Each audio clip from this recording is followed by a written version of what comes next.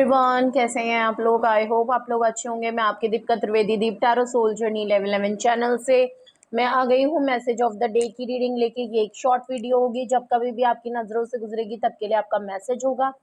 Message वही लीजिएगा जो आपसे रेजोनेट और मैच करे, और जो चीजें आपसे रेजोनेट और मैच नहीं करती हैं प्लीज आप उन्हें स्किप कर दीजिएगा, फिर वो आपके लिए बिल्कुल भी नहीं है।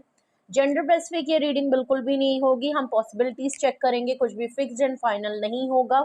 और इस जर्नल रीडिंग के थ्रू अगर आप कोई फाइनल डिसीजन या कंक्लूजन पे आना चाहते हैं तो ऐसा बिल्कुल ना करें। अपनी प्राइवेट रीडिंग बुक कराएं, मुझसे कराएं या किसी और से, लेकिन अपनी सारी इंफॉर्मेशन कलेक्ट करने के बाद ही कोई फाइनल डिसीजन लीजिएगा।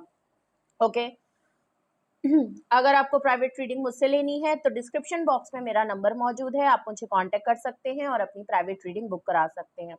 ओके तो चलिए देखते हैं आज का मैसेज ऑफ द डे किस एनर्जी में है, किसके लिए ट्विनिंग है, किसके लिए क्या गाइडेंस आती है। वैसे तो ये मैसेज ऑफ द डे की रीडिंग होती है, आप मॉर्निंग में देखेंगे तो ये आपके लिए गाइडेंस का काम करेगी, एंड ऑफ द डे देखेंगे तो ये पूरे दिन का रिफ्लेक्शन होगा। Okay please universe, angel, divine spirit guidance, please मुझे बताएं मेरे व्यूअर्स के लिए मैसेज ऑफ द डे मेरे व्यूअर्स के लिए मैसेज ऑफ द डे, मेरे व्यूअर्स के लिए मैसेज ऑफ द डे, मेरे व्यूअर्स के लिए message of the day.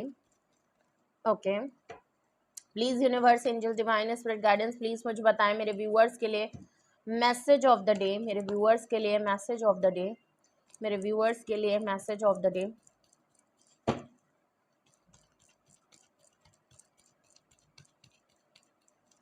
Okay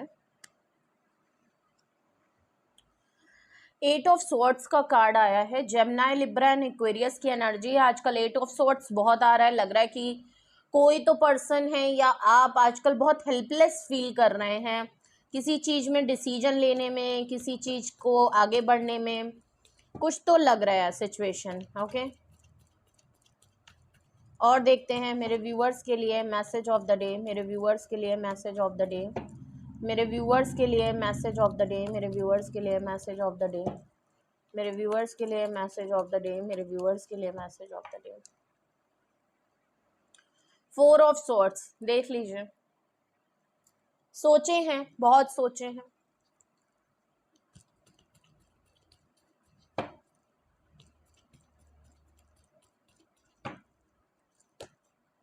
okay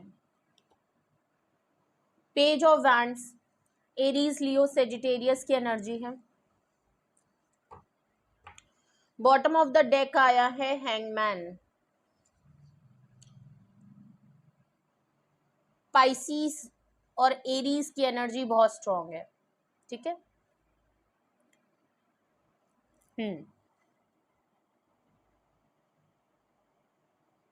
12 number, 4 number और 8 नंबर।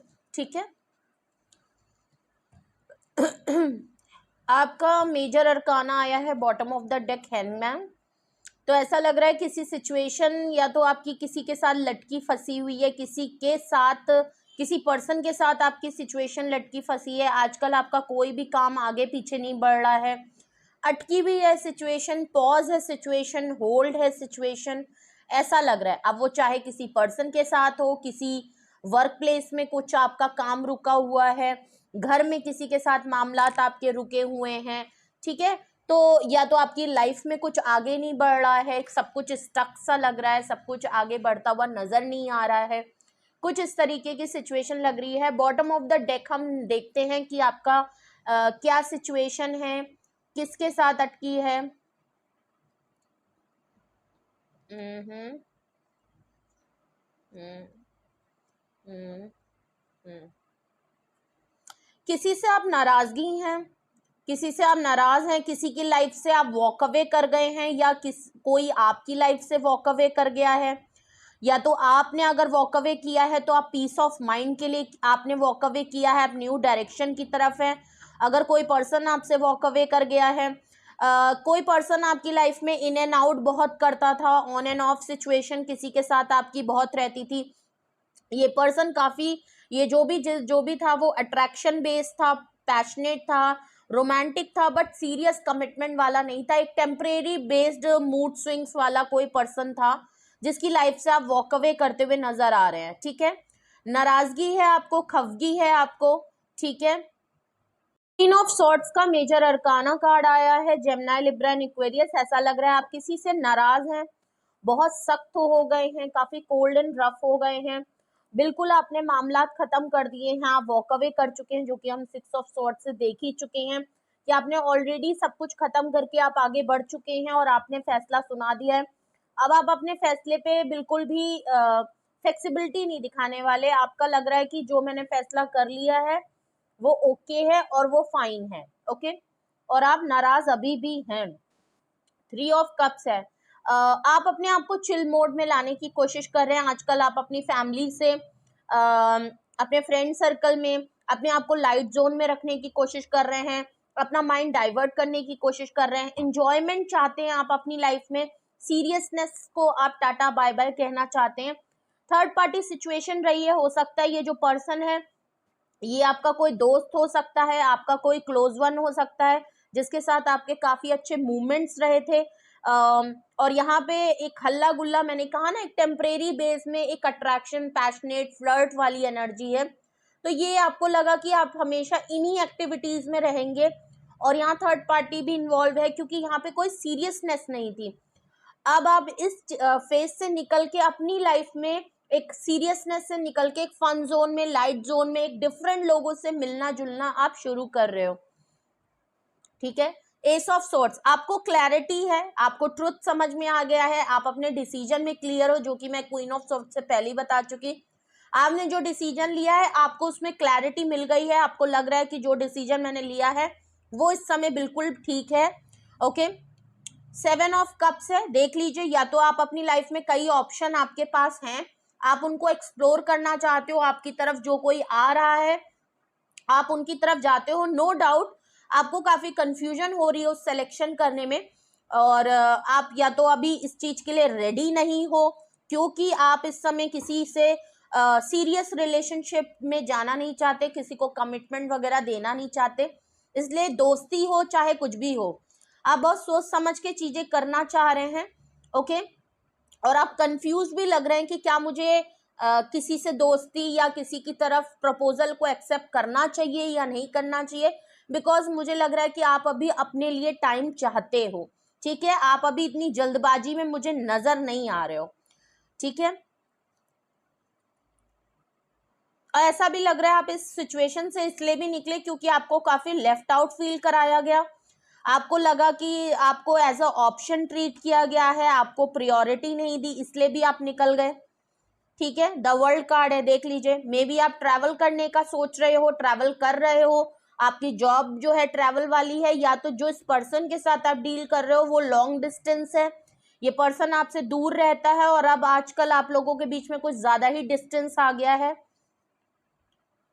किंग ऑफ पेंटिकल, देख लीजिए, ये जो भी पर्सन है काफी वेल्दी, है काफी रिच, और काफी स्टेबल पर्सन है, काफी कॉन्फिडेंट वाला पर्सन है, कोई अड्डू टड्डू टाइप का नहीं है, अच्छा कमाने वाला पर्सन है, लेकिन लेकिन लेकिन सेल्फिश बहुत है ये पर्सन अपने बारे में, पैसों के बारे में, और कंजूस एक नंबर का है। जितना भी पैसा हो ये हमेशा आपके सामने आपको रोता ही मिलेगा, झूठ बोलता मिलेगा कि मेरे पास पैसे नहीं है, मुझे सैलरी नहीं मिली। क्यों?